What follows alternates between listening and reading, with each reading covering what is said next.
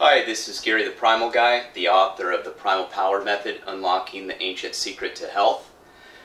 Today we're going to go over how to make a stew from our bone broths. I have another video about bone broth, and I think it's a real easy transition because you got to make your bone broth first before you can make your stew. So, with that being said, stews are some of my most favorite things in the world to make. They're good, they're tasty, and I like to call it the kitchen sink meal. Just throw everything in there and let it cook in a crock pot and it just magically comes out good. But the first thing you want to start off with is you want to start putting your meat in your broth after you've cooked it. Now remember, with the bones and the water, I cook it for 24 to 36 hours for beef, and usually 24 hours with chicken bones. You can get away with that and your broth is done. This one I did right around 36 hours. Remember to take the bones out.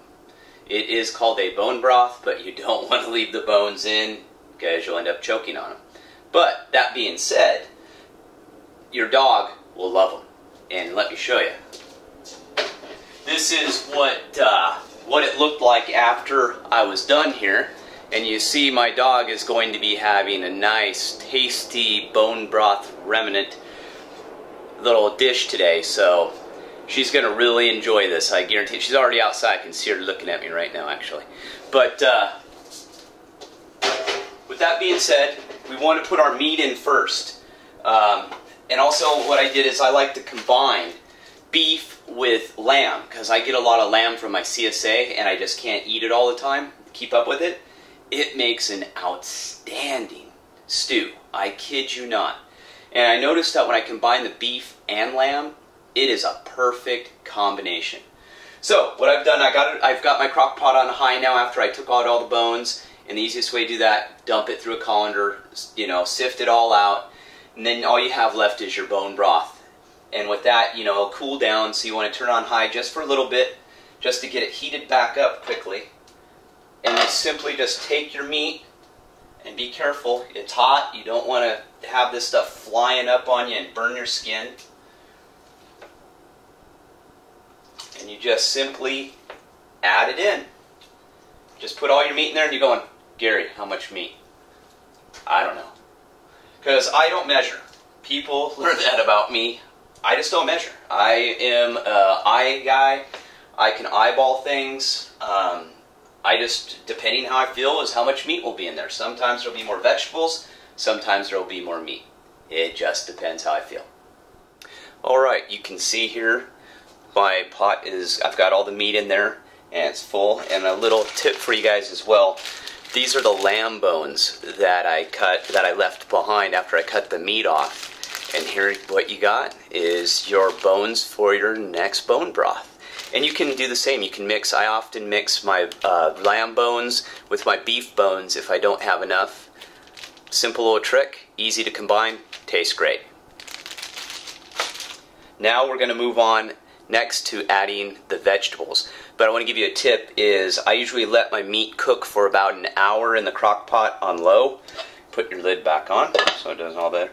And like I said, you just make sure it gets warm enough and then you'll just cook it back to low. Because if you cook it on high, I notice it tends to cook your meat and it gets a little tough. Cooks it too quickly. But like I said, we'll let it go for about an hour. Alright, we're back. My stew with my meat in here has been cooking for about an hour. So it's nice and browned, and now I'm going to be adding the vegetables. And like I said, I didn't go shopping for it. I just looked in my refrigerator and picked out what was there, and I'm going to add it into my stew. It is really that simple, and if you're living the proper paleo primal life, you should always have plenty of vegetables in your refrigerator and your freezer frozen. So what I had is I had some old squash here, and not old, it was frozen. So there's nothing wrong with it. And simply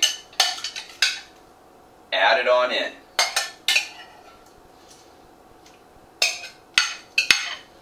Then I also had some kale, some cilantro, and I got a tomato here that I had. And I'm just going to add that as well. And you just kind of mix it in there. Get it in there nice and good.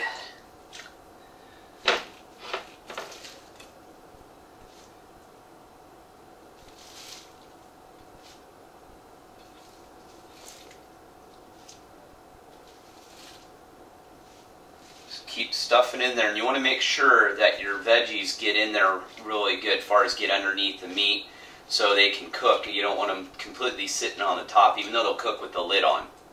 Just makes it a little easier. And of course you should be stirring this, you know, as often as you can, you know, every 10-15 minutes if you're around, but you don't have to. I've left stews sit on simmer for 2-3 hours without doing anything to them, so it's all preference. There we go. Our veggies are all in there. And what we can do now is we can start adding some spices. I like to add curry. You guys will know this pattern. Me, curry, turmeric, and onion powder. We like to hang out together. Those are kind of my go-to spices. And again, you see, I don't measure. So, and I just go by taste. You know, it's just different preference. I just keep adding until I think I've got the right flavor. You know, there's, like I said, there's no rhyme or reason. It's just easier for me that way. I just noticed that it just makes it a little more variable. You know, not so boring, not doing the same exact thing every single time. So, that's it. So we'll add those in there. And I will also be adding some sea salt. Always have sea salt on hand. And again, I'm not going to measure. And this is real important, you do this by taste. You don't want to add too much right off the bat. Just put in enough in there just to hopefully give you a little flavor so you can start sampling it. And here's the part I like. You want to put your spices in with your veggies so it'll absorb into the meat and cook into your veggies as well. If you put it in at the end, there's nothing wrong with that, but it just tends not to find its way into, you know, your meat and vegetables is all. So just a little hint there. And there we go. All mixed up. Put the lid on. And roughly, you let it cook for another hour or two, but you got to go and test it. If your meat's done, you think your veggies are, you know, either if you like them stiff, put them in later. You know, if you don't like them, if you like them a little mushy, put them in a little earlier. Literally that simple. So there you go. There's your stew.